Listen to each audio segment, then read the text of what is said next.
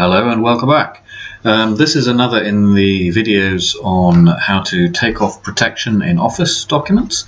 This one's going to have a look at Word, and this is slightly more advanced than the last one. The last one we looked at how we can take a locked form and turn off the protection. Now what we're going to do is have a look at how we can make some changes in the protected form and then keep the protection on, or in fact we'll actually put the protection back on again, but it's got to be put back on with the same password that was there originally, so the original user does not know that it's been edited. And the way we do this is similar to the last one, so we just open the file and you'll see it's locked, so I can't actually do anything other than fill in the form fields. And if I go to review and this restrict editing, you'll see the permissions have been restricted, and if I don't know the password I can't get in. However, all I need to do is F12, save as. I'm going to save it as XML, and let's now have a look at that XML file. So here it is. I double click, it opens up in Notepad, and I'm looking for protection, so Control F, PROT, and you'll see it's found protection, and I simply take out everything from this tab here until the next one, and it happens to be just down here, and we need to remember that it's default tab stop, because when we put it back in that's where it's going to go. So I do Control X to cut. Now if I was going to do this over any extended period of time, I would actually save everything I've now cut. Because I'm going to do it immediately, I don't need to. Control S to save.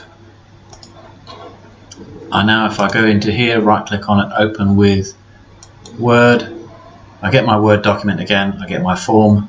However, this time I can make some changes. You'll notice it's still the XML document, but it's a Word XML document. So I can change some things in this form. I could change the language of all the questions, for example, and I can save it again. Now the act of me saving it again, because at the moment it has no enforcement on it, that would have overwritten any enforcement that was left in the document. So even if I hadn't taken off the enforcement and copied it or cut it, just simply by saving again now with no enforcement would have overwritten any enforcement settings. Now what I need to do is go back into it and Control F to find. Now this time we're going to look for tab stop. And remember that that's actually where we took it out from, so Control V, and you'll notice it's pasted back in the document protection. Now actually this is the important bit there, because this is the bit that is the reference to my password. So this is effectively the checksum that works out whether my password is correct or not.